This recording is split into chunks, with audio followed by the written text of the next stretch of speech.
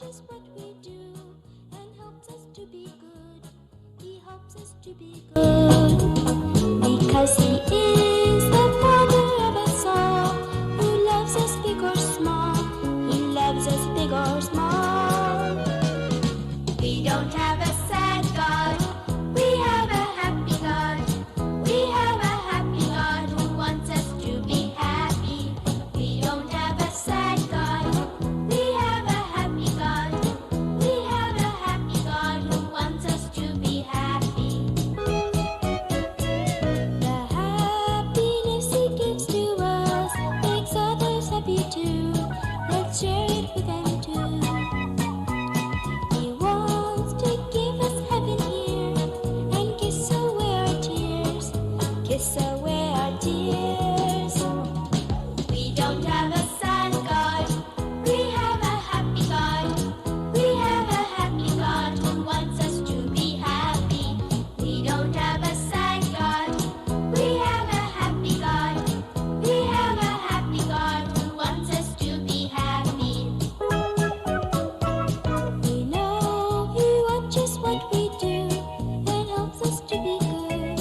He helps us to be good because He is the Father of us all, who loves us big or small.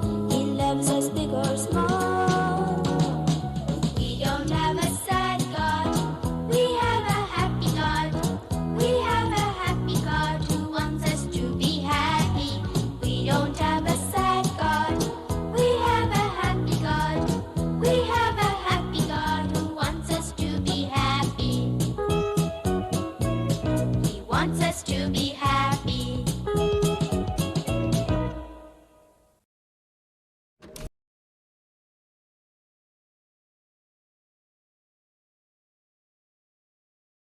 All right, how's everybody doing this evening? I wanted to play one of the most creepiest, worst things that I've ever came across in my life, and that was Children of God propaganda film that you just watched. Wolf in sheep's clothing, nonetheless, because tonight we are going to discuss the Children of God cult. We're going to discuss the evilness of wolves that try to proclaim Yeshua's message in sheep's clothing, and the many connections of the Children of God to the Central Intelligence Agency, to the Council for National Policy, and beyond. And tonight I have with us an esteemed researcher, guest, and friend who's been on this show many times, the Epic Journeyman. Epic, are you there, brother? I am. I think Epic's Can you hear me there. now? Hold on. Epic, you there? Say something. Yeah, I'm here. Can you hear me? All right, the same thing. Okay, now I got you. All right, go ahead. Sorry, we were having some technical difficulties earlier. All right, go ahead, Epic. Sorry about that. Hey, can you hear me now? Yes, I can. Man, I tell you what, that's why we started the stream late, because both our sound drivers failed on Skype, and I just have the same problem again. It's just, oh, man. All right, go ahead and say hello out there to the audience, Epic. Sorry about that. Hey, aloha, everybody. Aloha from Hawaii. I had a busy day at work, but never too busy to come talk to John. Yeah, especially, we've been wanting to do this for a very long period of time. We wanted to talk about the Children of God. Both me and Epic have been researching them for a very long time. I had never heard about them really until I was researching the Council for National Policy, and the 2014 Late Southern Poverty Law Center membership roster and list, and I came across a certain gentleman that we were going to discuss later. When I was researching into him, I discovered his connections to the Family International, and from then went on to research the Children of God. What about you, Epic? How did the Children of God come on your radar? Yeah, it's more of a personal thing with me. I wasn't a member of the group or anything, but back in the 70s, there was kind of a revivalist movement. You know, there was a lot of the barefoot Jesus freaks, walking around with their Bibles and preaching. It was actually kind of a good time for the ministry in a way, So we're talking early 70s to mid to late. So let's just say 75 or 6-ish, basically. It's kind of the peak of it. And I started seeing these pamphlets, I mean, they had a lot of pamphlets back then they'd hand out in the park and things like that from, legitimate Christian groups and movements that were meant to win souls and everything. Just these little, like maybe 10-page little pamphlets. But they're all animated like a comic strip, but they're smaller, about 4 inches, maybe 5 inches wide by 2 inches tall. You just flip through the pages, and they had some comic appeal to people who are young. They're trying to appeal to teenagers primarily. And then I started seeing these ones that were just bizarre, that had some really inappropriate sexual connotations, especially with minors, like adults and minors, and then actually some pretty explicit sex in some of them. And obviously this wasn't your normal Christian pamphlet, right?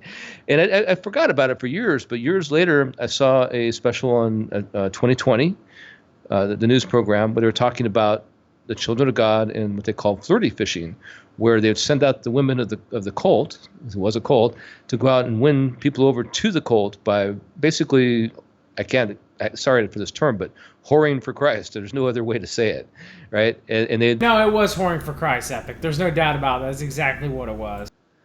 Yeah, and you can take it from there. That's how I found out about them. And then I remembered, oh man, I've been seeing these people for a while. And I got to know some other people along the way that were involved in similar things. So yeah, that's how I got into them. Yeah, so it's definitely a lot of research I've done in the Children of God. It's probably my second or third most researched thing behind the Finders Cult and the Council for National Policy. I've done a lot of research into the Children of God. They fascinated me. How so many people could be deluded into actually going along with flirty fishing, and later actually going along with mailing David Berg pretty much what essentials up to being child pornography of their own children, as well as allowing their own children to be molested within the cult in and of itself, and how someone could psychologically allow that to happen. And a lot of you'll see that in cults is because, once a cult leader takes an inch, they'll take a mile, because once a person, has to reflect on the inward that they've made mistakes in following a cult leader, that most people don't do that. So instead they keep on and keep on and keep on, right? Epic, they don't want to look at that, have that inward introspection, that maybe they had been following someone who's crazy, or maybe their lifestyle is exactly what they think it is. So, that's why you don't put the crazy stuff in the code up first. You keep on pushing the boundaries of what you can get away with in the future, because so many people have accepted so much stuff beforehand that, they'll remain in the cult. Most people will, because they don't want to look at the harsh realities of what they have done in their past. That's true. Most cults work that way. And it's not just cults. I mean, it's political influence and all kinds of things work this way. But, cults specifically, going back time immemorial, because it becomes, like we talk about the blackmail today that we're sure happens. I mean, there's all kinds of evidence happens, whether it be the Jerry Epstein kind of blackmail where we think and pretty much are pretty sure happened, right? And or, these other things that get people into some pretty devious behavior.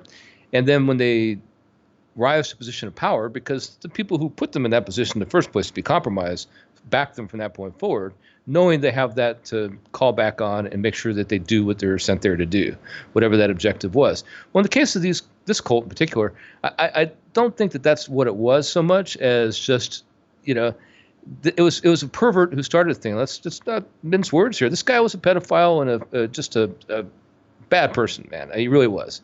But he was so charismatic in the sense of how he won people over to be like the Acts of the Apostles. He had these people believing that they were living like the original apostles did, going place to place, take nothing but your coat, or with your shoes on your feet kind of thing, and off you go, right?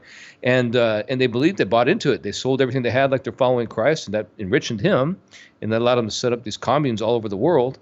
But a lot of it became out of necessity, because once he got busted for being a pedophile, and like I said, this is not open for conjecture. This is not us being a speculation out here. This guy really was a pedophile. I mean, there's no question about this. By his own words. He molested his children and his grandchildren and God knows who else. Yeah, I mean, we're not saying this to be salacious. This really is a bad person. I mean, when you talk about the pervert on the street you're trying to keep your kids away from, the sneaky guy in the shopping aisle, or in the park corner with the raincoat, trench coat. This is that guy. I mean, if he wasn't leading a flock of his own, that's what he'd be doing. I mean, that is who he is. And you can argue it's not his fault, because he claims he was molested when he was a child, and he was molested by his own parents, and his cousin specifically was a big part of this. But you trace this back to the cousin and to the parents, and you find out something about David Berg. And David Berg and his origins are not humble origins. His grandfather was a very wealthy man. He was a very influential minister. on the matriarchal side. So it's his mom's John Lincoln father. Brandt was his That's name. right. Disciples of Christ minister, Yes. and his family before even then they were conversos. They were Jews that converted to Christianity. Yeah, I wasn't aware of that. I knew about the grandfather. Yep, they were conversos. That's pretty well known that they converted when they moved over to the United States. They were. Oh, you're German right. in I did read that. ethnicity. Yep. Yeah, I did read that. Now you mention it. I didn't know that they were kind of well established though at the time. Like I know that John Brandt, right, ended up being wealthy, and that entitled David Berg's mother, Virginia, to basically live a life of luxury. She didn't have to work because she inherited a lot of his wealth. So, and she became somewhat obsessed with this idea that she was a healer and that she had been healed from, it was kind of a scam, really, the way I look at it. Even the people who left the ministry, or even some people who are still in it, kind of like, it's not really the way it happened. But she got in some accident and then, couldn't walk anymore, was paralyzed. And God She was in a healed her. wheelchair and got healed her like within 6 months or something, which turned out to be completely bullcrap. Exactly. But it was a good story. And so her then husband, David Berg's father, and him as a child, and their 2 siblings, I believe it was. I know he had a sister. I think it was 2. Not positive about that. But they go around, they start traveling all over the country as these like evangelical, ministers who come and visit different churches or set up in the park somewhere and just start preaching with this story of how they, this great healing that they experienced. And it's really snake oil salesmanship at its root. It really is. But it might also be a form of psychosis. I mean, when I look at it, and it might be that these are people who genuinely want to be Christian, at their heart, maybe that's what they wanted to be, but they have this conflict inside of them they can't resolve. It's almost like a what do you call that? I'm not schizophrenic so much as like what do they call it? The syndrome you have now, basically, is so popular. Sorry, I can't have brain lock right now. Multiple personality, borderline. No, yeah, like borderline or like Narcissist personality disorder. Yeah, it'll come to me. We'll skip it for now. I'll come back later. But the bottom line being, I've just kind of come across that to say that these are things you diagnose your kids with now, right? I mean, now they give you all kinds of drugs to ADHD. Basically, yes. Basically, like ADHD, yes. I mean, to where, but also where you have the highs and lows all the time. You know what I'm talking about. It'll come to us. But bottom line is that these people might be that kind of people, and so here they have. And in the case of David, we find out later he became obsessed with sex at a very young age because he was abused, and he was originally abused by his nanny Maria, allegedly. Right? Allegedly, yeah, yes. allegedly. That's never been proven, but that's the story that was told. Like his mother caught her molesting him at a very young age, and then instead of getting him help, because at the time, it isn't like it is now. Even now, some parents don't get their children help, sadly. But yeah, so she fired Maria and just kept on trucking. Yeah, right. Well, because Virginia, she was also obviously not of sound mind. I mean, the more you read about her, she was not. I don't think she was just being a snake oil salesman on purpose. I think she really did believe a lot of things she was saying. She didn't have a very good grasp on reality, but she was believed herself to be a prophet, and so she gave this vision she had to David that he was going to be the keeper of this prophecy that she had back in 1967, 8, I want to say. It might have been 66, 67, actually. And about, he's basically going to be this prophet. He's been given the understanding of Daniel. The understanding of Daniel. So he's like, he buys into this. David does. He buys into this. Well, yeah, of course I am. He has this revelation he thinks on his own, when he's having some issues at the time. And he's conflicted with his own sexual deviancy and the fact that he's a compulsive masturbator. I mean, his mother catches him multiple times. Instead of closing the door, she scolds him and parades him and makes him masturbate in front of his father, which I consider that to be familiar sexual abuse. and molestation, where, it's pretty much like, old adage, you get caught smoking cigarettes, your parents make you smoke the whole pack. Well, she made him masturbate in front of his father to completion. That's disgusting and deviant behavior, and he was sexually molested by both Maria and both his parents in that act. Yeah, so I don't want to sympathize overly with his character and who he is, but you have to look at it from the perspective also that he did not grow up in a normal environment, and so what was happening was because his parents, originally on his grandfather's claim to fame, being a famous minister and having this wealth initially and having these contacts, it put them his parents in the place where they could go travel freely around the country and preach and tell their story, which is kind of bogus, right? Well, not kind of bogus, very bogus. And they all got found out. It turns out it's like after a while, spiritual discernment kicks in. Anybody who's a real Christian and actually tries to live a life of Christ with God or whatever will know that there's something not right here. They'll get that sense in the spirit there's something wrong, and they did, right? And so they got run out of town pretty much everywhere until eventually he ends up, David Berg does, well, the family in general, but where they're put in contact with this guy named I believe it's Frank Jordan. It's Frank, right? Frank Jordan in originally Texas, but he has this thing called the Soul Clinic. Yes, the Soul Clinic. Soul Clinic. Yeah, and so they took like moths to a flame on that because it gives them a excuse and some backing to go ahead and travel all around and just preach. And they're almost like, the difference between them and somebody with a tin cup out there begging on the street corner isn't that far apart, actually, because that's what they did. They basically begged their way across the country, hitchhiking and going place to place and living in a small 14-foot trailer. And he ends up, leaves his mom, Virginia, with his, he gets married and he ends up having 4 children. And they travel like that for quite a while before they eventually hook up with Frank at the Soul Clinic. No, it's Fred Jordan, I think. It was Fred Jordan. Fred. And thing about Fred, too, is I think it's because of Berg was a short period of time, was, put into the Protestant, the Disciples of Christ. I think they had a kind of familiarship with Fred Jordan and his Soul Clinic. Too as well before he goes back to his mother. Now, remember, there was a story where Berg was somewhere in the West Coast. I don't remember exactly where. And he claims that he got thrown out of the Disciples of Christ because he was... no, it wasn't Disciples of Christ. It was the Christian Missionary Alliance. That's right. And he got placed in... I think it was Arizona. Somewhere in Arizona. And he got expelled... So he claims because he was trying to teach Native Americans Christianity. However, it doesn't seem like that was the case. In fact, that allegedly there was sexual misconduct with the underage church employee. And that's why he got expelled from Arizona as a minister as a Christian Missionary Alliance. I don't remember exactly what. It was a small town in Arizona. But yeah, so then that's when he went to Fred Jordan. That's when he went to Soul Clinic. And then he worked at Soul Clinic for a while, but then Fred Jordan also got wise to him to a certain degree, but later it accepted him back. And then that's when Berg went back out to be with his mother on the California coast and Huntington Beach.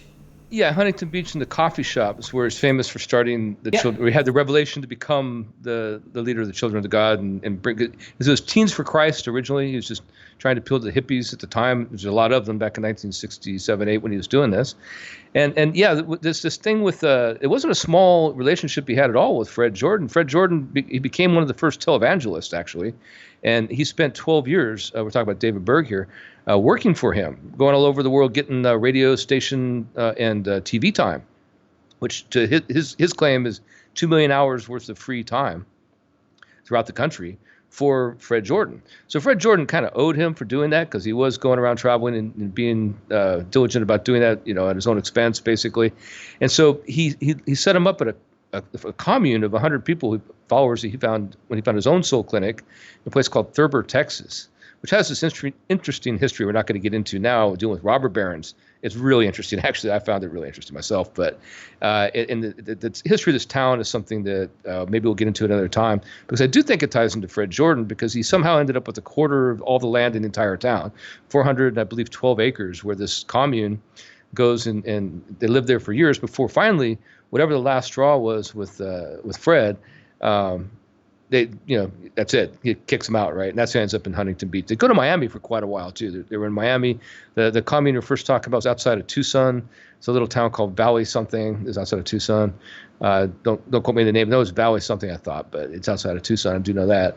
And yeah, so they traveled all over. And a lot of this, if you connect the dots a little bit, he's getting kicked out of town because he's a pedophile, honestly, right? I mean, at some point, everybody finds him out and he has to leave. That's really what this is, in my opinion. That is some conjecture island stuff, but I think so. Very, very similar to Wilhelm Reich. Yes. And you and I, I'm definitely going to do a stream on Wilhelm Reich eventually soon, and how much of a horrible human being Wilhelm Reich was. But it's almost similar to Wilhelm Reich in that, yeah, you're exactly right. Every time someone wises up that David Berg's touching the children, he's got to go move on to somewhere else, just like Wilhelm Reich had to do. Right. So when, after Virginia Berg died in the late 60s, that's kind of like when David Berg, he was in his 50s, that kind of like when he started becoming completely unhinged. And whatever morality that he had tied in with his mother, I'm not excusing his mother at all. She was, in my opinion, too, a horrible human being. It was gone. Whatever morality he had tied with her was completely gone at that point. And that's when he, really started. I mean, that's when they started to found, Teens for Christ, and later became the Children of God, the Family of Love, and now it's the Family International. We'll get to why it's changed, but it's very interesting of that time period, because you had a lot of hippie. It was almost the end of the hippie movement, and most of the hippies were out in California. They move on to something else. So a lot of them were finding God. A lot of them were finding Jesus people. Jesus people had its own ties into David Berg, and so what do you got? Anything on that? Epic. Well, no, he played into that movement a lot. I mean, these were what people called Jesus freaks back in the 60s songs and early 70s songs of the era, when it's barefoot in the park. Jesus freak with his Bible, thumping his Bible.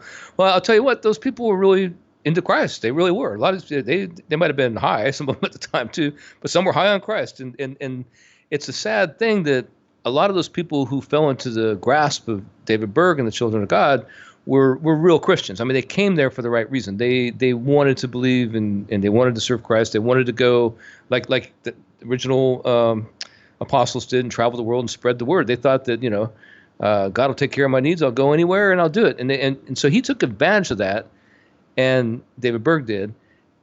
And to me, it's beyond evil in the sense that you're I don't know how else to say it. I mean, if the pedophilia thing is salacious, but just the fact you take advantage of people that way. And ministers, there's bad ministers out there today that are like used car salesmen. They do that to people. They take advantage of their thirst for knowledge and thirst for the Lord, right? And go out and use it to their benefit and manipulate them. But he was pretty smart about what he did. He learned from, I think, running from the law. That's conjecture. This whole time going place to place when he got kicked out of Miami and kicked out of Texas and all these places, that, well, you know what? I can just keep going place to place. And he really started setting up, it became the Family International. We're going to get into that. And he set up all these places around the world to where he has, at the height of the movement, I think even today, has over 10,000 members. They're in Australia, they're in every nation on the planet, but they particularly focused on South America and Mexico. And that's really interesting because of the other people who went to Mexico and went to South America in particular after him, who seem to have these CIA ties. And I know you're going to share something with us about that, John. I know we talked about it a little bit earlier about the CIA ties. Let me go ahead and read this, Epic, and feel free to interrupt me. Okay, this is from The Children of God, A Make-Believe Revolution by Ruth Wangren. An unanswered question. In light of the frequently voiced suspicions of reporters and political observers, it is somewhat surprising that social scientists have so rarely addressed the question of whether the religious cults of the 1970s were linked to the United States intelligence community. Most academic reports I've read do not bother to discuss the question of the Central Intelligence Agency, even though the involvement of the Korean CIA with the Moonies was a matter of public record. And the press in several countries accused David Berg of being a CIA agent. However, many social scientists and others spoke of their suspicions. It is unclear whether scholars have refrained from elaborating on the CIA question because they do not have any evidence, or whether or not it is because they believe such charges are ludicrous. As for myself, I was asked so often if the Children of God was CIA linked that I felt morally and intellectually obligated to find the answer. After all, how could I explain the philosophy and actions of a group without such a key piece of data? And how could I honestly interact with young disciples who believed in the sincerity of their leaders when I suspected otherwise? Unfortunately, because Children of God had such very good security, I could not reach no conclusion on this question. That doesn't mean the question is answered in the negative, however, because the more I learned, the more quote-unquote coincidences I discovered. The Children of God had a cozy relationship with some of the people in the United States government was supporting overtly and covertly, like Ferdinand Marcos of the Philippines and the Christian Democratic Party in Italy. They claimed that the Shah's wife liked them. An American Observer Anonymous wrote me from Peru in 1975 explaining that the military had such a tight control that it was obvious that the Children of God had obtained military permission to be able to hand out leaflets. When the disciples started sleeping with the outsiders as a way of winning influence in the system and targeted Libya's Colonel Muammar Gaddafi and his generals for this type of mission, one had to wonder. Yeah, that's right. Remember, Epic, they did try to go over there and try to do something with, with Gaddafi, Muammar Gaddafi. They actually tried to set up one of their prime key organizations over there in Libya. Very interesting, huh?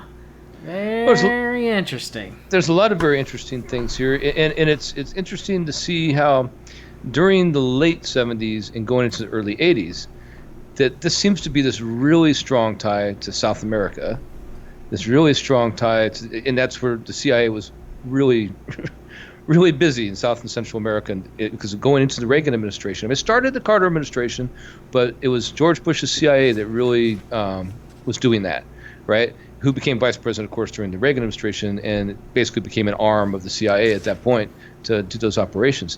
And so this is a pretty strong tie that you're talking about. I'm not done yet. I'm not done yet. I'm not done yet. Let's hear some more. When they talked about using sex to make friends in South America and among well-to-do Arabs, a suspicious outsider could imagine ways these friends might prove useful to intelligence agents. Children of God itself was accused in several countries of being connected to the Central Intelligence Organization. The problem, however, was that there was no way to find out where the money come from. Though the organization seemed to spend a lot of money, it also took in a lot of money, and its finances were a well-guarded secret. While leftists in third world nations were accusing Children of God of penetrating their countries with cash donated by quote-unquote Uncle Sam, parents and religious groups were accusing Children of God of exploiting young people to raise millions of dollars for the personal enjoyment of the leaders.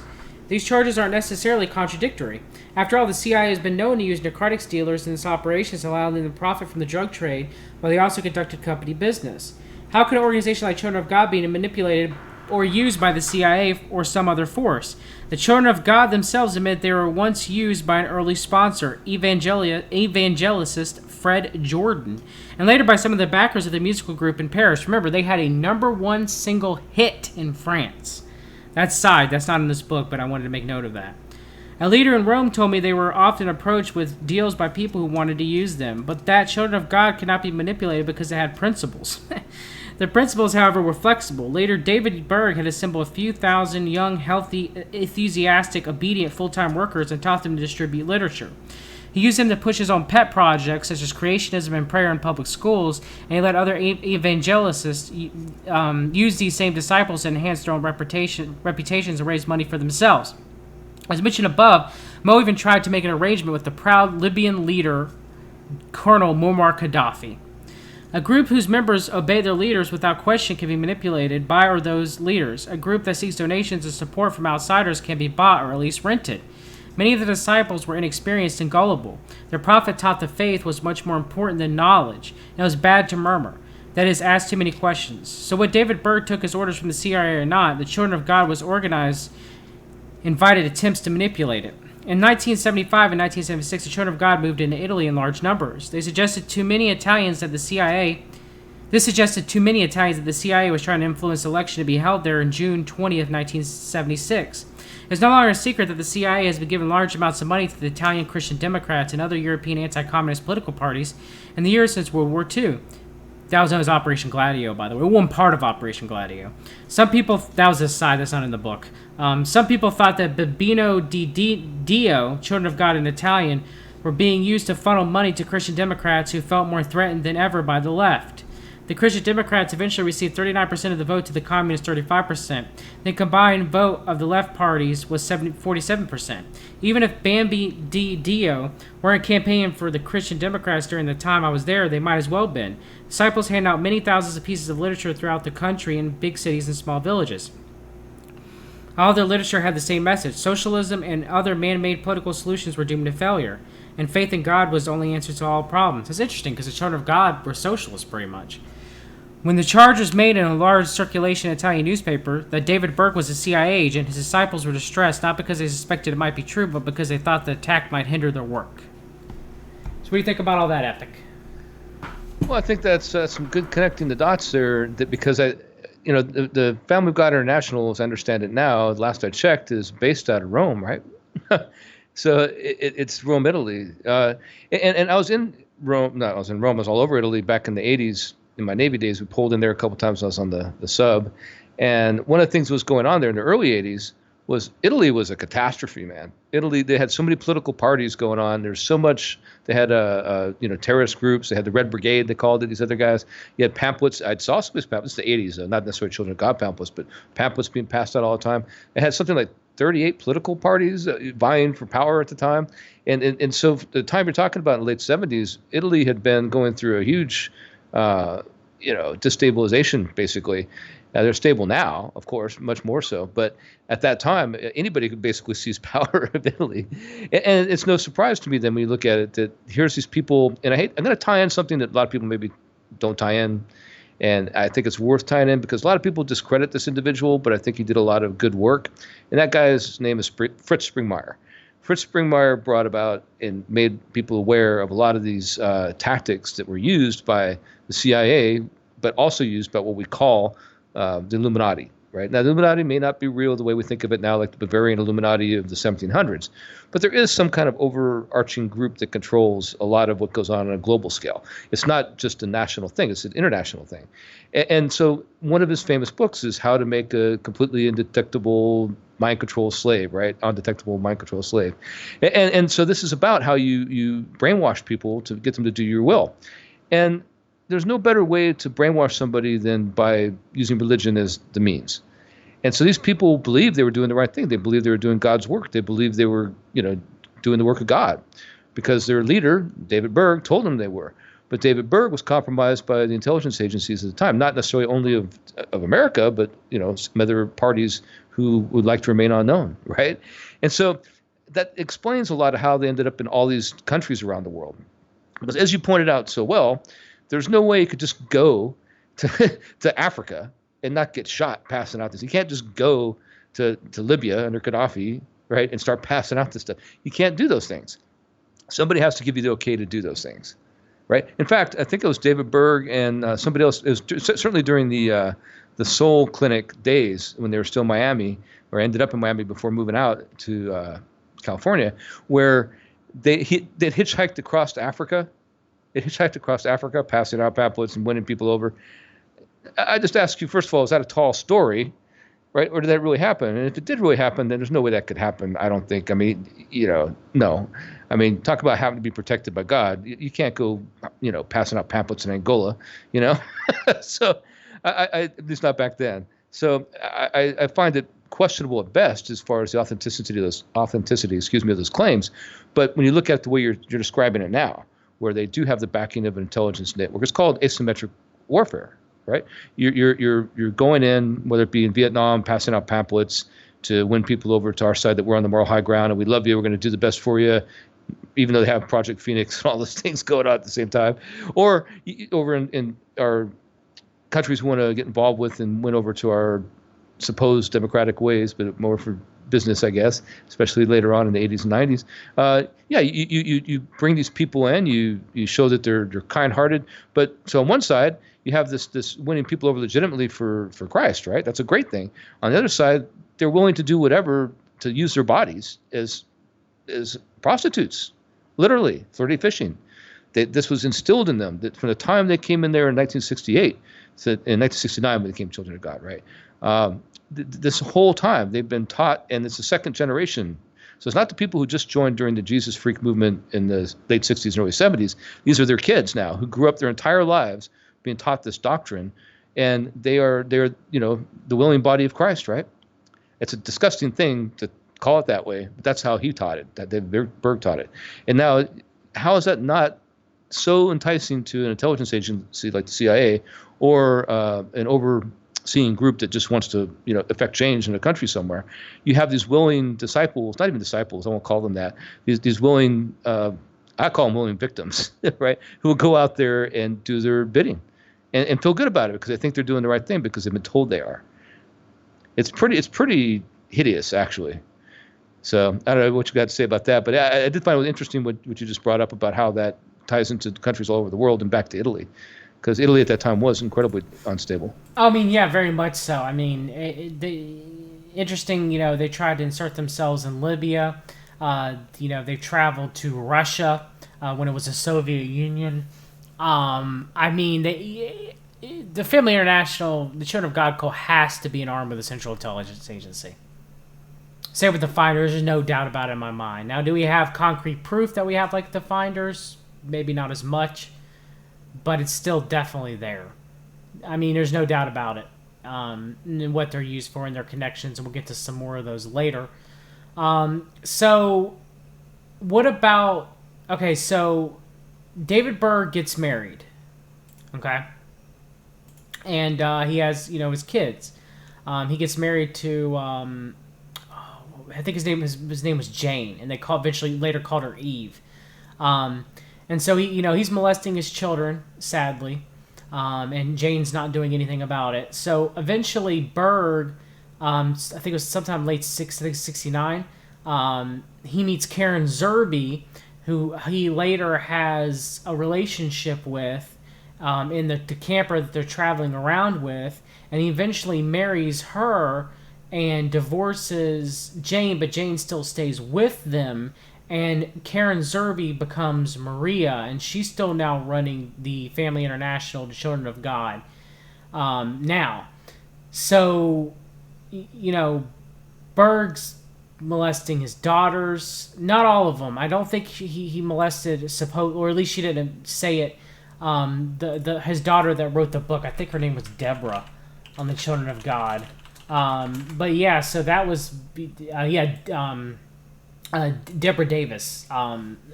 She was not molested by, but she actually mentioned that David Berg would molest Faith Berg, which was her younger sister, and Faith would go with her father's envoy to Muammar Gaddafi, and would later push Gaddafi and try to get them to, be part of it. And Gaddafi was in the Berg letters and everything.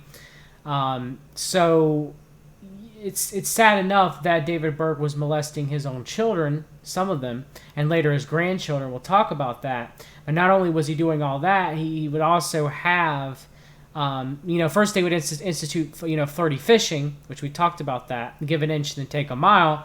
And later they would institute acting pedophilia in the Children of God cult, and they would send David Berg child pornography, like videos of women dancing naked and children dancing naked with them and other things. And of course, we'll eventually get to Robert Rodriguez or DeVito.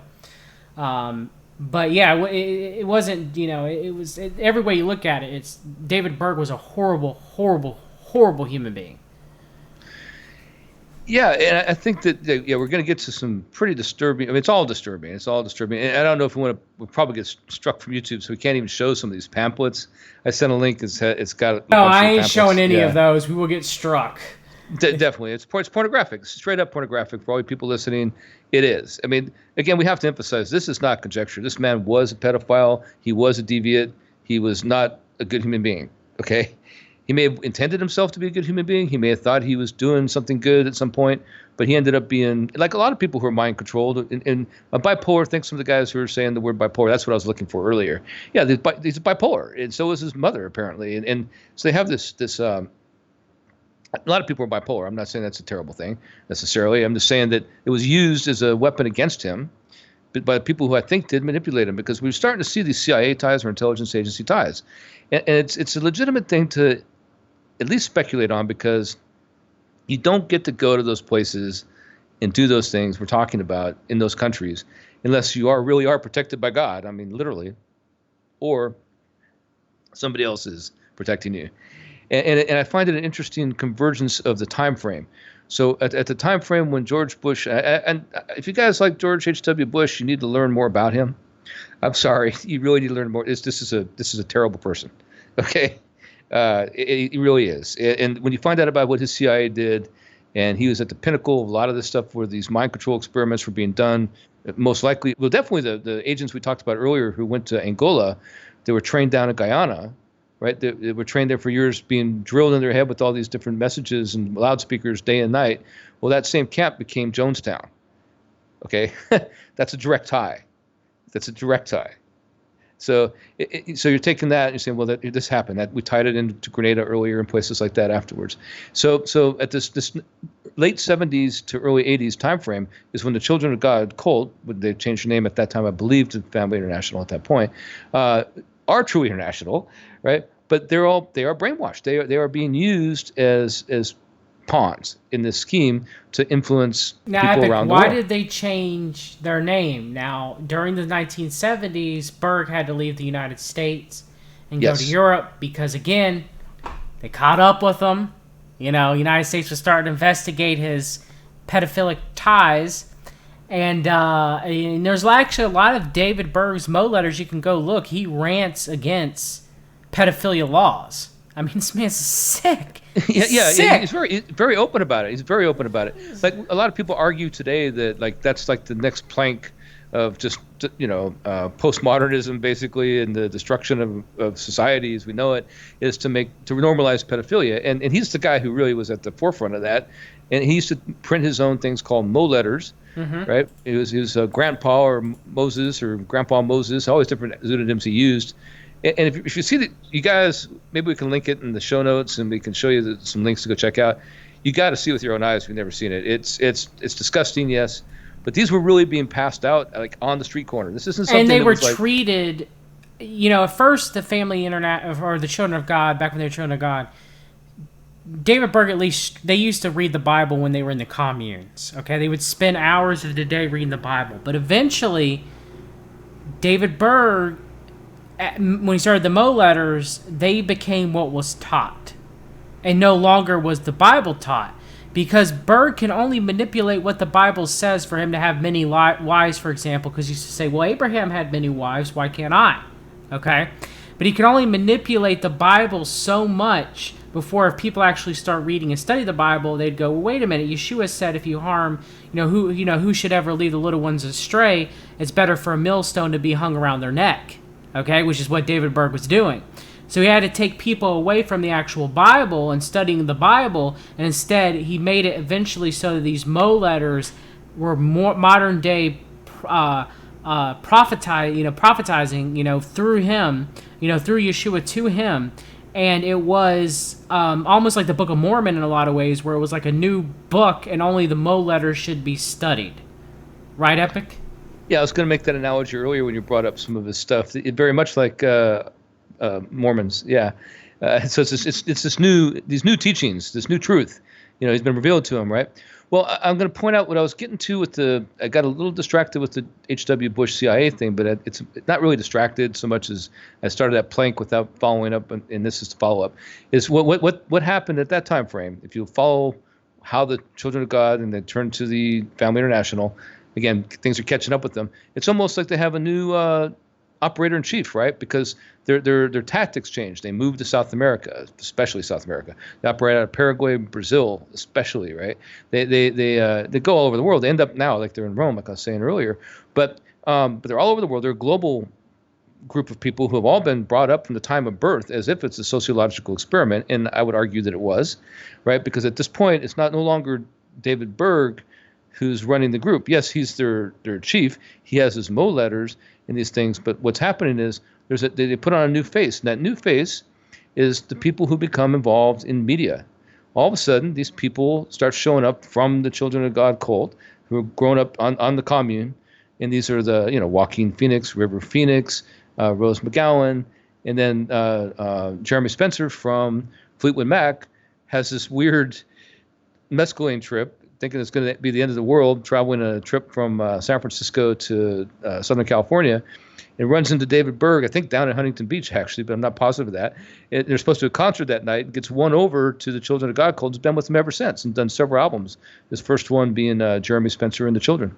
And what you notice about these people that are credited on the album, the Jeremy Spencer album, is all the backup singers and artists, they all have these given names that aren't real names. Just like River Phoenix and Joaquin Phoenix aren't real names, right? I mean, so it's the same kind of thing. They have these church-given names by the cult at that point.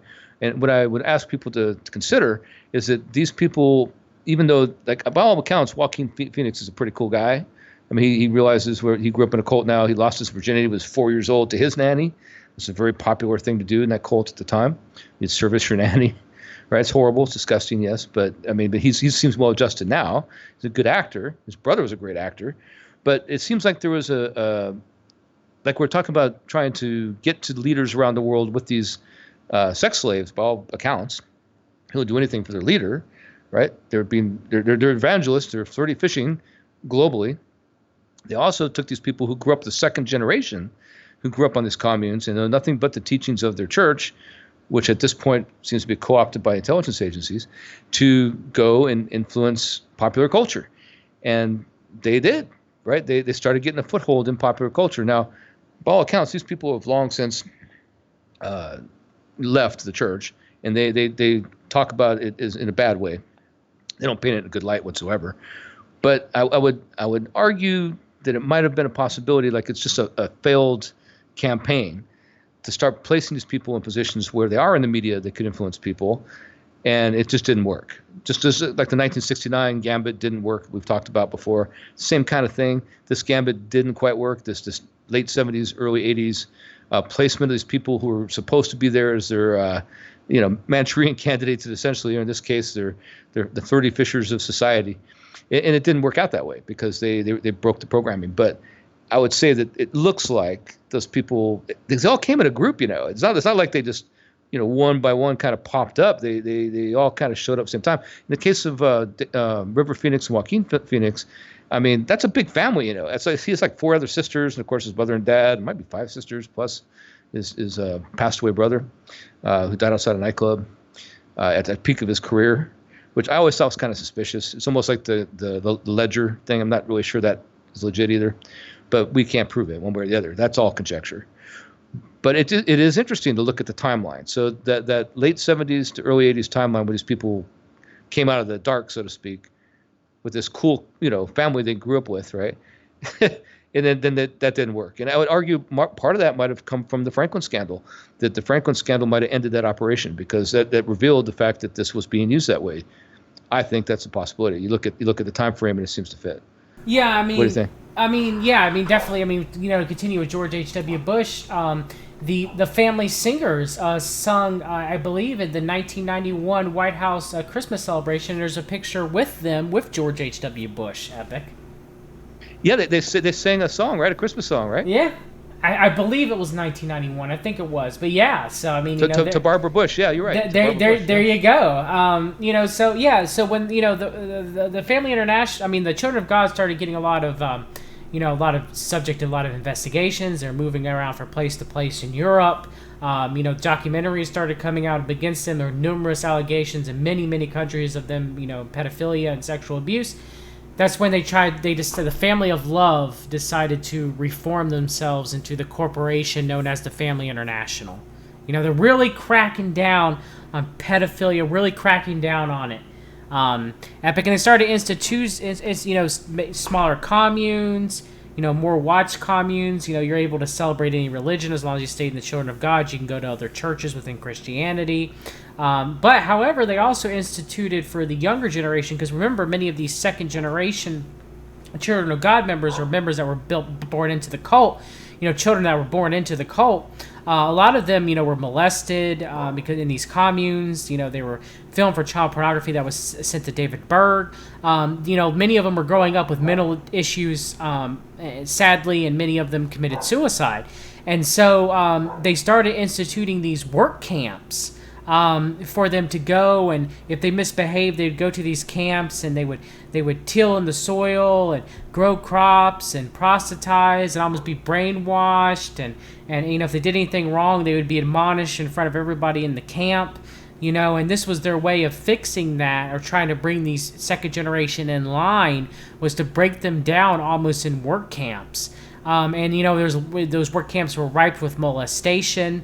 They were horrible brainwashing camps that were done to these second generation children, sadly. And so the Family International did not reform at all, in my opinion. And like you said, they were reaching out in media. They were making songs. They were making Christian videos like cherub wings that were on TBN, Trinity Broadcasting Network, or you go watch them at your church, like the clip God's a happy God, stuff that I played. That was Family International propaganda, and it was almost sickly and all sexual in nature. What I just sent you is very disturbing. The video that I played earlier. On face value, if you don't have spiritual discernment, you're looking at it, you're like, oh, there's just, everybody's happy, everybody's praising God, but no, that's not exactly what it is at all. That could be the farthest thing from it that it is. But they were doing a lot of that, and they actually started setting up PR branches throughout the world to try to get them great public press and charities, and we're going to talk more about that later, Epic. But they kind of reformed themselves from, the socialist, hippie, commune, type group, which was the Children of God, to the corporation, the Family International. Yeah, there's some very interesting things when you look at this like these are assets, and this is conjecture, of course. This is strictly conjecture. But you look at it like these are assets, and you look at it like these labor camps you're talking about. It was like, we've talked about how Scientology has the cruise ship. You don't want to get sent to the cruise ship, right? It's almost the same thing. It's almost the exact same thing. Yeah. So they send you there to reform you and get you on track, right? Well, so if you look at this, like these assets, these people who are born, like, you can't grow people ethically in the lab. They're doing it, I'm sure, right now. But back then, you couldn't really do that. So you have these people who were born into a cult. They're living all over the world outside the United States reach of the laws of the United States. Being fostered and grown and taught from day one, from the time they're born, to believe a certain way. And these people will follow their leader, in this case, David Berg, to death, basically, because they think they're doing the right thing. So the people who become smart, the people who wisen up, this is like a tier 2 of this engineering program, if you look at it as an asset development program. Okay, so we got the people who are just true believers without questioning. Well, they'll go be the whores for Christ we're talking about earlier. They'll go bribe the leaders with sex. They'll go to these parts of the world and put these people in compromising positions, and they'll get persecuted when they're found out because, look, these people are, the country will wisely crack down and say these people are who they say they are. There's something wrong with them.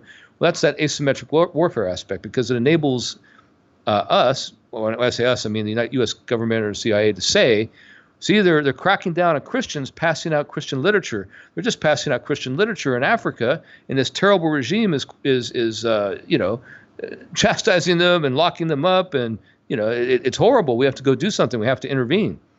Well, they're a useful idiot in that sense, right? That's what they are. They're a useful idiot. But the people who become smart and wisen up, they get sent to these camps. And I've heard the story from several people in the ex-family.org forums. They talk about how they were sent out there, and they go sunrise to sunset to move rocks in dirt. It's impossible to get all the rocks out of the dirt. From the moment they woke up to the time they went to sleep, to where they're getting their hands bloodied, right? And just for no reason. I mean, just to discipline them for daring to question the cult, essentially, daring to question the family. But these are the smarter people. And so these people, you were saying, like you mentioned, these people could go to another family commune. They could go to another church. So all of a sudden, these people look for an escape, and they say, well, I'm going to escape this way. And that escape might be a planned escape, because these people are wisened up. They're smart enough to do what we want them to do. We need intelligent people for what we want them to do. And it's the next level of programming, right? They're going to take the smarter people and program them to be the actual operative people, right? And I really do think there's a very real possibility that was a planned media assault that just didn't work. And I think that we're talking about the Franklin scandal. broke it because those people couldn't get placed. Once it was found out these people existed, and once you found out there really were prostitutes going to the White House every day, a lot of them male prostitutes, that's a whole different story. But now all of a sudden it blackens the eye of the Bush administration at the time. And I'm not just picking on H.W. Bush here. This goes way beyond him. But this is something that's a long-term plan, it looks like. And these people were developed just like the science fiction movie The Boys from Brazil, or some other program. These were people who were literally bred from birth to do these things. And just like the people who were adopted and taken to Jonestown, we keep trying to find a link to them, and there's got to be, man. There has to be, but I can't find it. I've looked. I can't find it yet other than the South American links. What do you think about that? Yeah, I mean, you're 100% right. There has to be connections between them, for sure. No doubt about it in my mind. And so, especially with them being involved a lot within Latin America, of course they say it's because the Children of God were socialists. And David Berg was a socialist. He said Jesus was the original socialist. So socialism flourishes down there in Latin America in a lot of ways. So that's why they're very popular down there. So yeah, that wouldn't surprise me one bit, Epic. I 100% agree with you. So what about what happened to David Berg's grandson, Robert Rodriguez? Now his mom, Karen Zerbe, she had relations with just some random guy. It was like a bellhop at a hotel somewhere in Europe, and she became pregnant. It was during the whole flirty fishing thing that they had pushed, where she actually did flirty fishing as well. So she became pregnant, and she gave birth to Robert Rodriguez, who is known as DeVito. And so Robert Rodriguez, he was molested by members of the Children of God, and it was graphically detailed in his own book called The Story of DeVito.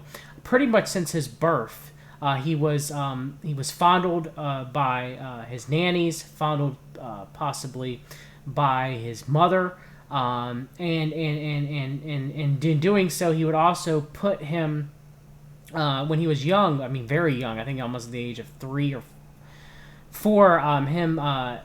Or maybe it might be even later than that. Sarah had a daughter. One of his nannies, her name was Davida Kelly. Ed Offerman did 2 interviews with her, and they would make them have sex with each other at a young age, and film it. It's just such disgusting, despicable crap. And so Robert Rodriguez eventually, DeVito eventually escapes from all this, and he tries to get on with his life with his fiancée. But, he's got nothing. He's got no money. He's been excommunicated from the Family International. When he left his sister behind, whom he loved very much. I can't remember her name. Offhand, maybe you can remember it, Epic. No, I don't remember her name. I just want to point out that when this I know who you're talking about, and the thing about it is that this is later. This is when he's grandpa. This is it's no longer. He's doing his Mo letters still. He's not Moses David anymore. He's Grandpa David. Basically, yes. This part of his career is winding down. And some of the worst things, by the way, from that era. But he chooses him to say he's going to be basically it's the second coming of Christ. I don't think I'm exaggerating that. Yes, you're not. And he calls him DeVito, and he's grooming him to run the church after he's gone. And from day one, he's basically teaching him everything, all the perversions that he's part of, and how to normalize it, and use them as methods of control for the communes, all around the world. And he's going to be this. And so these films. Now, I haven't seen these films. I'm sure I don't want to. I have not seen them either. I've only seen the sanitized clips that are in documentaries. I do not want to see them. I do not. Yeah, exactly. I don't think anybody does. And so these were like how-tos almost, but showing his development from his infancy into his rise to be the the savior, the new savior of the world, right? And so they told him this from the time he was born. You are like the second coming of Christ. He does some because videos the whole entire time it was like stuff. an apocalypse cult, right? That Yeshua was going to come, and that everybody out in public were already lost to Satan, and you can't talk with them, and the world order is going to come and take over everything. And which, I mean, you and I both believe that to be true to some degree, but in the way they framed it, is that Satan was already here, the average person is controlled by Satan, and the Antichrist is already here, and they kept pushing it back like all cults do most cults do to some degree. The day of judgment, they kept pushing back further and further. But yeah, Ricky was supposed to be, he was supposed to be Yeshua incarnate. And that's what the story of DeVito was supposed to be, and also was a manual on how to sexually molest your child. Yeah, it's hideous. It's completely hideous, and he recognized that, and it messed with him, and so he decided he fell in love, and he ran off with the girl, right, and they tried to escape the cult, along with the sister, right? He tried to get a sister out, I believe it was, too. And he made a film. We filmed the whole thing. But the film that everybody knows is the film of him telling why he's going to go kill his mother. And that's probably where we can really make the next page of this story, because it reminds me of, see if this strikes a chord with you. Remember the guy, the Virginia Tech shooter? Remember that? Yes. Virginia Tech shooter? Yes. It reminds me it's so much like that. It creeps me out a little bit. That guy was a little more intense, but he was obviously more psycho at the time. This guy, Richard was, DeVito here. He was more calm spoken, but the same rationality of how he's going to go kill these people. It has to be done. He has to kill his mother and some other people to show the evils of this cult. And he plans the whole thing out, and he goes to go find her and execute this crime. And he told, I forget who it was, you might remember who it was, he told before he even did it, and then filmed the whole thing. He told his fiancée, I remember. Yeah, his fiancée, the girl he ran off with, right. I think her last name was Garcia, if I remember. Yeah, and so he goes to execute it, and his mom's not there, but his nanny, and this seems to be the popular thing with that cult. Angela Smith was the nanny's name. Yes, and the nanny's the one, in almost every single case of these young boys, they have the young boy service the nanny, okay, and then get him eventually where he can get an erection, and then at that point they indoctrinate him into sexuality. And in his case, I think it was also very much like Joaquin Phoenix was also molested by his nanny. Was, I think, 4 years old, and I'm not positive it's the same. The Children of God. I don't. It was very common in that. Yeah. So it was almost like a tenet of the cult, right? This is what you have to do. This is what everybody does. This is the age of consent, basically, or something for males. They have to start. It's horrible. It's disgusting. But he remembered it. He remembered the whole thing. And so he even though when looking for his mother, he ran into the nanny. And this is obviously the person he took it out of. He invited her out to dinner, and they had a nice dinner and everything. And they caught up on old times. And he took her back to, I believe it was a hotel room, ties her up, kills her, and then he ends up committing suicide. And so he didn't get to kill his mom, but they made the video and they did find the No, it wasn't scene. a hotel room. He stabbed her to death in his apartment. Was his apartment? Yes. Because you're right, because he filmed it. It's such a small apartment. I do remember seeing the video from there. He filmed the video there too. That's right. So he goes back to his apartment. Yep. Yeah, but I don't think his act was an MK Ultra attack, though. I think his, unlike the Virginia Tech shooter, I'm trying to think his last name. I think it was Cho, but I can't remember what his first name was. No, I can't either. I really think Ricky Rodriguez is. I think it was vengeance. Like, you can look it in his eyes, and his eye when he's giving his suicide video. I mean, he's not. It's not a man who's. It's not like Holmes out of Aurora, Colorado. Like, there's no Sampuku eye look in his eye. His eyes look normal as can be, and he's like, I got to do this because these people are messed up. They're going to continue doing what they're doing. I have to bring this to light, and this is the only way I know. They stole my. They won't let me see my sister Teshi. They've left me with nothing. They've taken everything from me. I have to do this. Yeah, I think the quote was, "They stole my life. They stole my childhood." You can watch it. It's the video is available online. You can watch it on YouTube. And he that's what I was saying earlier. He's not like he's not as intense as the Virginia Tech guy or anything like that. That guy is definitely in a different level as far as something's wrong with him, obviously, But in this case, he's very calm.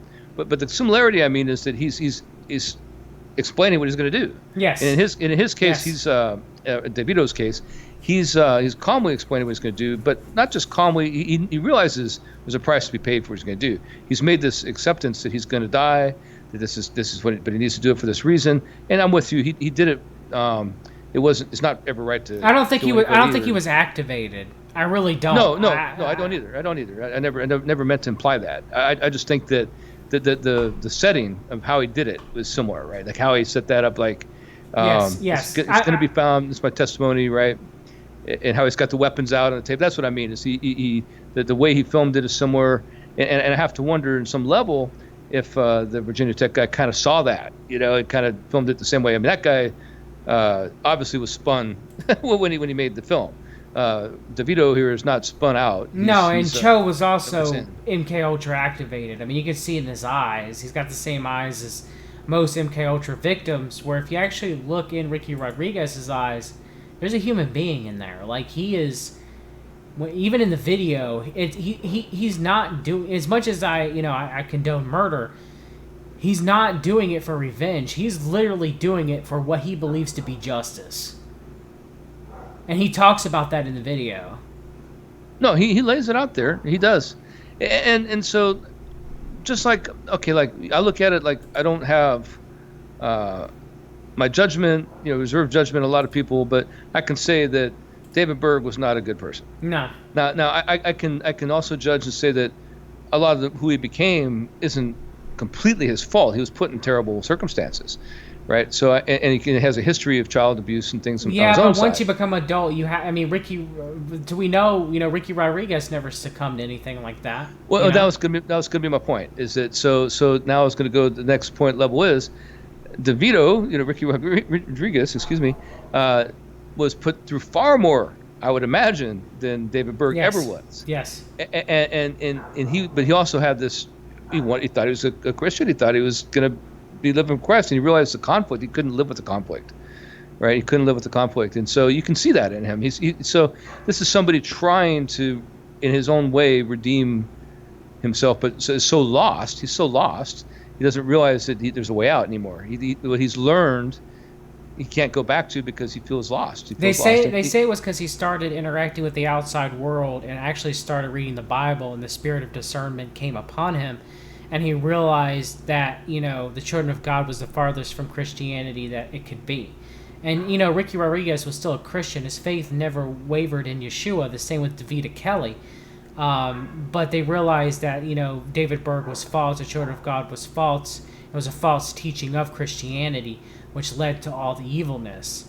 And, Ricky Rodriguez tried to move on with his life. He tried to live with his fiancée, but after, not being able to see his sister, not trying to be able to rescue his sister from the children of God cult, which he tried to do when he tried to meet his mother. Him reading all of the testimony of the ex-family members, of the children, committing suicide, of the children being molested. He couldn't, he was Ricky was very smart. He had no formal education because of, or any school or anything because of being in the cult. Nothing that would count anything for you getting a job. So he worked as an electrician. He could barely scrape by. So he just eventually he had enough. He had his breaking point. He had to do something. And he did something. Well, because he was on the road for a different reason. His adopted father was on the road because he was fleeing persecution for his misdeeds. He wasn't. He was on the road fleeing because he had to flee from what he was born into, and that those people weren't going to leave him alone. Because they were looking for him. It's not like this is something he could just walk out and be okay for the rest of his life. No, those people were looking for him. He was their savior, right? He's been groomed from birth to be their savior. He's like, it's like L. Ron Hubbard disappearing, right? They're going to go find that guy, right? And so he just felt. I think he was at his wit's end, Yeah, I think it was very genuine what he did. I don't justify it and say it was okay. I just think that, I completely understand where he was at. I don't think that any of us in the same situation might not have done the same thing. It's a lot to deal with, So, because I don't think it's okay to go do that, anything like that ever. But I do see where he was put in this spot where nothing's real to him at that point, right? Nothing, what's real anymore, right? At that point, I mean, your whole life is a lie, right? So, and you're trying to escape a world that keeps following you. Yeah, So, very much so. It's a very sad, Ricky Rodriguez is a very tragic tale of the Children of God cult, but I do think, it's kind of like the reverse David Berg in a lot of ways. So I think it's appropriate now to talk about some of the weird things, maybe to wrap it up, that David Berg did when he started, because they caught on to him, obviously, right? I mean, now as the world becomes smaller and smaller through media, more and more people after, especially the 1988, I believe it was, 2020 special about flirty fishing, and the Montel Williams show, it had the ex-members on, a bunch of documentaries that came out. So by the 90s, certainly by the mid-90s, everybody kind of knows who they are, right? There's no hiding anymore. So he can hide himself. He could be going to hiding around the world, wherever, but he can't hide who he was and what he did. So, but he starts trying to become this great prophet again, because that's what his mom told him he was going to be, and he sees that he could have some sway, because his own members are questioning at this point, wait a minute, I mean, they have TVs around, they get to see TVs too, right? And so, another Rodriguez incident happening. So he starts making these prophecies, and of course, the first prophecy was about California falling in the ocean. That's what won over Jeremy Stevens in the first place for Fleetwood Mac, because he had just had that mescaline experience, and an earthquake happened during that time frame, and that's why he just immediately joined the cult. But that same kind of mentality was what he depended on. We talk about David Berg here now, to go ahead and say, okay, well, I can still keep my members believing I'm a prophet, and I'm going to show you how the city of Jerusalem, I'll let you get into this one, how it's not where we think it is. It's up in the sky around us all the time. It's actually where heaven is. You want to elaborate on this? I know you've been studying it, so I think it's pretty cool, actually, when you look at it. Yeah, I mean, Davida Kelly, when she was on at Opperman, I think the first time, she talks about how, they were told by the CIA, they were told by the government that there was this kingdom or this base on the moon. As crazy as that sounds, that's what she said. Even Ed Opperman was like, don't say this, but she ended up saying it anyway. So yeah, the whole base on the moon from, or heaven be on the moon from, or whatever, that was CIA Children of God propaganda, I think. It's crazy, it's crazy. Yeah, he fancied himself a mathematician. He claimed he had a 160 IQ, which was a pretty good IQ. It's not a fantastic IQ. It's a good IQ, right? I mean, it's better than, it's above average, certainly, right? But it's a genius level IQ. But so he goes ahead and he writes this, I don't know if he did the illustrations or not, but there's a Mo letter that shows this like crystal in the center, and this 1,500 feet base by 1,500 feet tall by 1,500 feet. And that's Jerusalem, going off some scriptures, the New Jerusalem, and how it fits perfectly inside the moon. And the moon's hollow, and the city inside the moon is actually New Jerusalem, and that is heaven as we know it now, and that they're right there in our sight the whole time. They're going to come down to earth in the Revelation. Well, in tribulation, basically. It turns out the math doesn't work.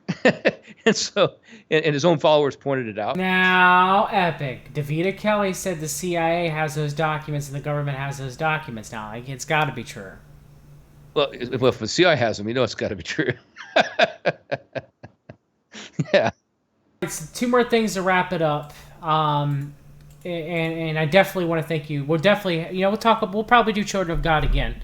But there's two things I want to wrap it up. One is my own research in that, there's a man that was leaked into the 2014 CMP membership list. His name was Mr. Jamie Waller. That's what started me investigating this whole thing.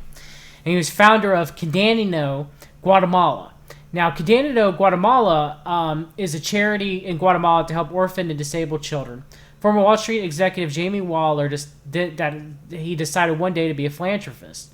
So he started investing in Quedanino. Okay, so Quedanino, remember Timothy Martini is strongly linked to the Family International, and Quedanino lists the Family Care Foundation, a show for the Family International, as a major donator. The Family Care Foundation claims there's no tie-in with the Family International, but many Family International leaders are listed on tax returns, according to former Prime Minister of the Family International, Grant Cameron Montgomery. And Grant Cameron Montgomery is also pictured with Timothy Martini as well. It actually has a blog about North Korea. about how Trump's doing such a good job in North Korea and how there's so much child trafficking in North Korea. I found that extremely interesting, Epic, as I think you probably would too. Again, with the Central Intelligence Agency ties, of how Cameron Montgomery is very fascinated with North Korea, and I will give you that information. We'll talk about that on another stream. Another thing too is Stuart Epperson. He's the 2014 CNP president. He runs the Salem Media Group, and the Salem Media Group offers a lot of Family International propaganda for sale to churches, including Cherub Wings, which is was directed and produced by known the Family International spokesperson Robert Fernandez Solomon. So yeah, Cherub Wings is you've probably seen it in your Sunday school class for your kids. That was produced by the Family International and Salem Media Group through Stuart Epperson, the 2014 CNP president. Salem Media Group sells it to churches across the United States as good Christ-centered children programming for your little children to see at church. So those are the connections of the CNP to the children of God. Hopefully, I'll cover, much more about that in the future as I do more digging into it, but I thought that you might find that interesting, Epic. What do you think about those connections? I have not seen those before, and this ties into something I'm starting to believe firmer all the time, and that's that sometimes you just have to say the words. Like there's a spell. I'm going to call it that because that's just what it is. And that spell may not be a magic spell like the old, Merlin saying a spell kind of thing necessarily, but it's saying certain words that conjure up certain images that act on things, that make things happen. And so there's a lot of words in that are key words, And if you look at, I'm just going to say Salem, for example, right? So why is it Salem? Or Cherub Wings? Why is it Cherub Wings? And so when you actually start thinking about it, I mean, here's this excuse to say all these words together at the same time. And that seems to crop up a lot in these kind of things. You're talking about what we're considering intelligence operations or just these weird kind of ties into cults. They say these words that have a connotation that it strikes the psyche, because we've all learned about cherubs. We learned about Salem, for example. We learned about these things. And I'm not saying that's necessarily what it is, but I will say that the Speculation Island episode I think we have to do at some point is have us all give our own individual theory about the most bizarre, strangest theory we ever thought of that we don't know is true, but just might be true, right? Because to quote Bill Maher, rather, he has that skit like that on Real Time with Bill Maher. I can't prove it's true, but I just know, right? Well, I have one about North Korea that you're going to love, but it obviously is a subject for the show, kind of more lighthearted too, because you can't prove it. But there's some very interesting connections that when you show them are just freaking amazing. So I'm going to leave you with that as a nice teaser. Appetizer. Nice teaser. An appetizer, yeah. So two more things. One is that Sarah Kelly, who is Davida Kelly's mother, and she was one of the nannies for Ricky Rodriguez, who allegedly molested him, and she was the primary author of the Story of DeVito book. She was most recently found in 2018 living in Costa Rica using the pseudonyms Sarah Stevens and Sarah Stevenson. At the time, she was working with vulnerable women and children in the role of the national director for the charity organization Seeds of Hope Costa Rica. Seeds of Hope denied all knowledge of Sarah's real identity and past, and Sarah Kelly fled Costa Rica on April 8, 2018. And Costa Rican authorities opened an investigation. Now, of course, the board of Seeds of Hope said that she passed a professional background check. Her application of passport information under the name of Sarah Stevenson did not connect her to an impropriety or questionable act history.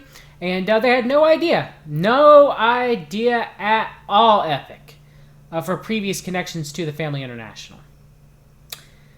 So there's that. And because nobody should be suspicious at all, right? Yeah, no. And of course, there was a famous truther by the name of he went by Zen Gardner, who was later outed to be a head of the PR of the Children of God in Brazil. Now, Zen Gardner claimed that he was never witness to any of the molestation or any of that. However, Davida Kelly, when asked by Ed Opperman, said to the contrary that he would have had to known about it by his position within the organization. as well as soon as he came out and said, yes, I'm going to work with ex-family members. Yes, I'm sorry for not telling people beforehand, even though I had been on Rince's radio show for years, and I had made friends with people in the truth community. I'm going to pay for my sins. I'm going to help ex-family members. I'm going to really, repent and work and do the work and expose the Family International. And right after he did that interview, he disappeared, and Zen Gardner was never seen from again. Nice. Sometimes the stuff that you find, right, is like you don't. I can't tell you how many times I've dropped my pencil or pen or whatever when I'm taking notes. Sometimes I'm going through searching things, and I find this totally dissimilar, unrelated things, and they lead you to something else, and you're like, this can't be true, right? Like it's almost like no, how is that even possible? But it is. It is true. It is real, and you look at it, and all you can do is look at it, and it is true, and you have to follow it up. You have to look at it and say, well, what is this really saying? It's saying that there's some. Well, we all suspect it all along. Our media is not legit, obviously. That's pretty obvious. We all should know that. But it really is a program. And so we were just talking about Brazil, and Brazil and Venezuela are the primary grounds where DeVito, back in his day, Richard Rodriguez, was operating out of before he, fled through Mexico and back into the States. These are the main COG headquarters, or at that time, Family International, when he left. So what else was in those places? We're talking. That's a whole other subject itself. These are places where the Nazis. We're talking agents. We're talking about intelligence gathering. We're talking about drug trafficking. Allegedly, we're talking about propaganda, influencing of governments. We're talking about child molestation in rampant numbers, child trafficking. We're also talking about child pornography being distributed and sold or given. Allegedly, I mean, it knows no bounds, does it, Epic? No, but it does no borders. It's interesting because you find these borders, these certain countries seem to be like the epicenters of some of these things. And yeah, I think that when the truth comes out about South America, and I think that a lot of people, from South America, where a lot of them are going to agree, number one, but a lot of them don't know, and it's great to them that they live in their life and aren't familiar with these things. But when you look at the original, the buildup following World War II, the people who fled Nazi Germany that didn't end up in the OSS became the CIA, or end up in Russia, they ended up down in South America, right? But not only that, the intelligence agencies who have their ties back to the people who originally fled are associating with these intelligence agencies in these countries, and so it becomes this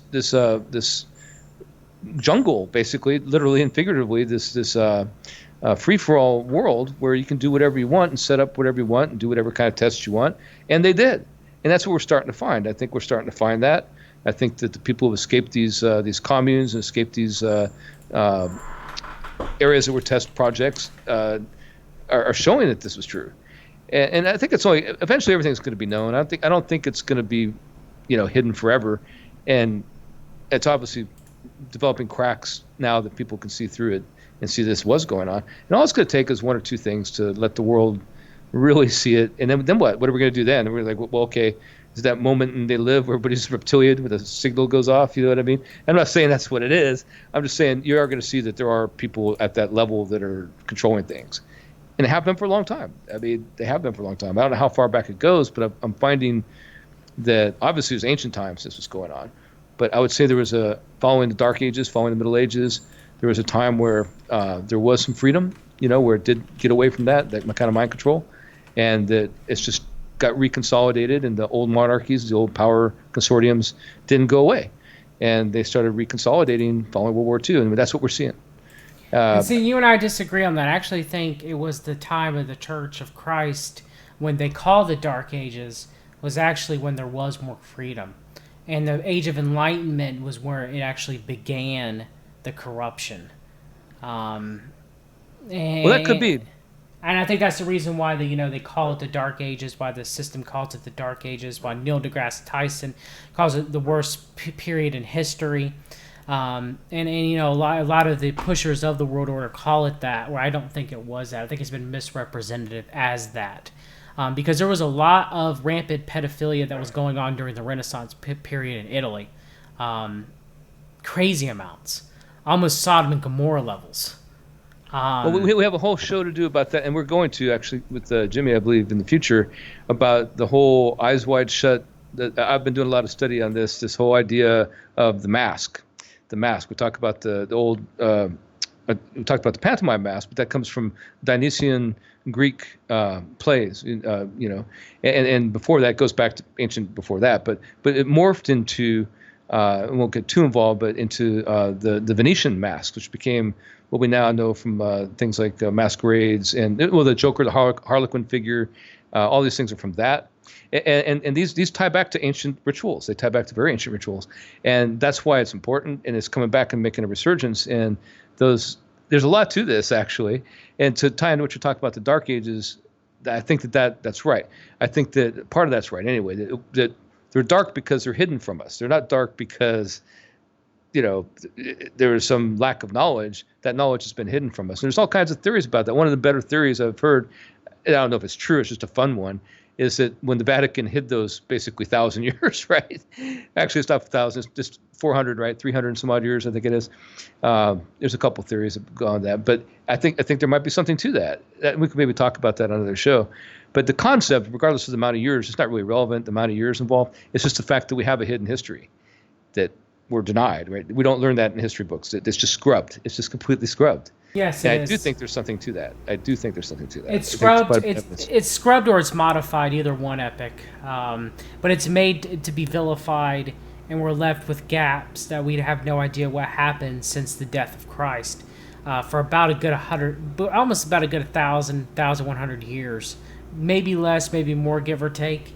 But yeah, so I definitely agree with you on that. We should do a show on that in the future. Is there anything else you want to say about the children of God? Anything else you can think of? No, there's right now. All I can say about them is I'm not giving up on finding those relationships. There's got to be something there. I just have a hunch so strong about it, about the ties to them in Jonestown, for example. I'm sure it's there. The South American ties kind of is the only link we can find, but I'm sure there's something. So I'll keep working on it, guys. Don't give up. I'm not giving up on it. Oh no, we'll do another show in the next few months, Epic, and you're always welcome on, brother. Thanks for coming on. And we'll talk soon. You'll be on definitely again. It's delightful to be here. Always. All right, have a good night. Thank you. You too. Bye. All right, that's everything for tonight's show. Hope you guys enjoyed it. I did. I cannot stand David Berg and the Children of God and how they polluted Christianity, or at least attempt to, and how they acted like they were Christians, but they were the farthest thing from Christians. It's disgusting, in my opinion. And that's where we're at, more and more, things will be coming out about them. And that's where we're at. That's it for this evening. I will leave you with a Bible quote from James 3:1. My brethren, be not many masters, knowing that we shall receive the greater condemnation. In other words, David Berg failed as a teacher, as a shepherd to the sheep, and in doing so, he is rotting in hell for all eternity for the greater sins that he has done to mankind. God had judged him more harshly because he was a teacher and led the flock astray. All right, that's it. I don't know what's going on the next couple of days. Probably just some strings on the CMP. Might have some guests on. I don't know. Hope you guys enjoyed the show. Of course, until next time, always read the documents. Good night, everybody.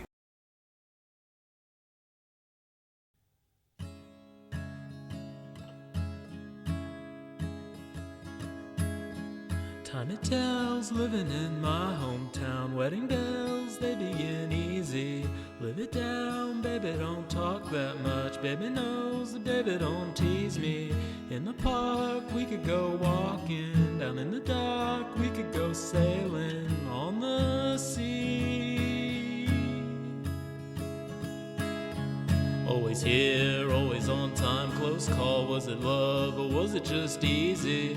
Money talks when people need shoes and socks. Steady boys that think that she needs me.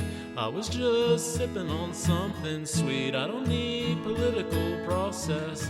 Got this feeling that they're gonna break down the door. Got this feeling that they're gonna come back for more. See, I was thinking that I lost my mind, but it's been getting to me all this time. And don't stop dragging me down. Silently reflection turns my world to stone.